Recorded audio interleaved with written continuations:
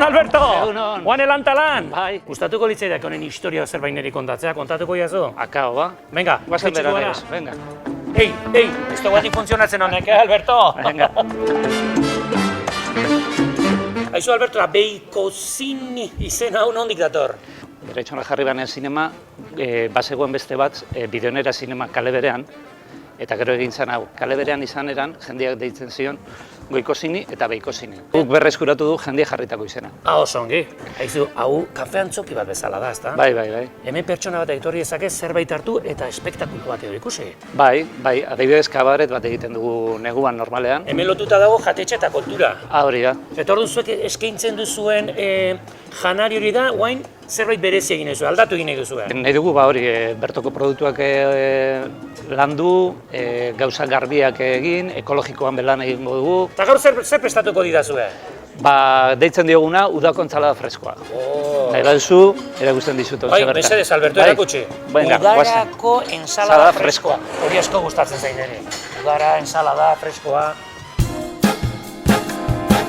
Ze bitxo da, hau plastikozko ematenek, ez du plastikozkoa, Bueno, zuzara, hemengo nagusia, a ber ensalada fresko hau. Bueno, hemen dakau, kipulina, piper berdi eta tomati potxatuta, maionesa bat esniakin aligeratuta, eta egaluzia egozita. Montatzen hasikoa. Venga, ba. Pinik egula. Segunda, aia. Emantxuko hau, maionesa. Kriston ensalada du gizona, segunda. Eta hor da gauz, ensalada. Placer bat izan da Gorka, Bai. artista ez, Alberto, placer bat. Sei horrela, Beikosini eurra, denetatik egiten duzu eta egongo gara berize Gorka. Bai, eta, seguru. Aio Alberto, gero arte, agur! Beikosinik lortu du nire kalitatezko seilua. Gora, Beikosini!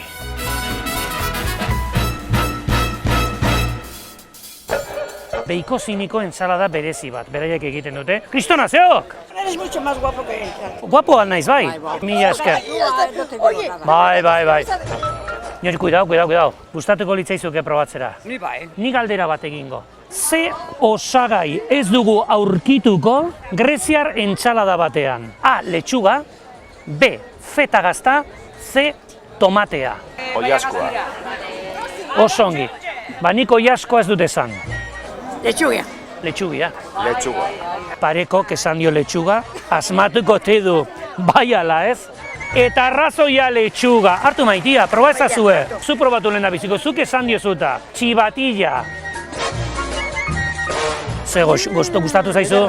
Nigo neri sortzi. Zortzi, osongi? Eta ondarrun hemen kotilleon bat edo kotilleo. Ni oso kotilla nahi badago norbaitera. Ze osagai behar ditu entsalada batek Cesar entsalada konsideratzeko? A.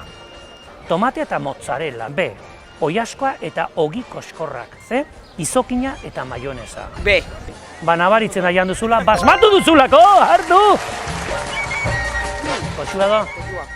Empezó el contacto, no lo pude resistir. Eskerrik asko. Pronto llegará. Zeintzuk izan ziren lehen entsaladen sortzaileak? Zure laguna parrezari da. A. Txinatarrak, B. Aztekak, eta C. Greziar eta erromatarrak. Aztekak. Nik eta erromatarra nintzako. Baietz, hala dela! Txaloak, oso onge! 0-tik 10 zenbat ematen diozu, oneri? Zortzi txerdi. Bost. Ostras! Zerbait abesten baldin badidazu, Zu probatuko zua.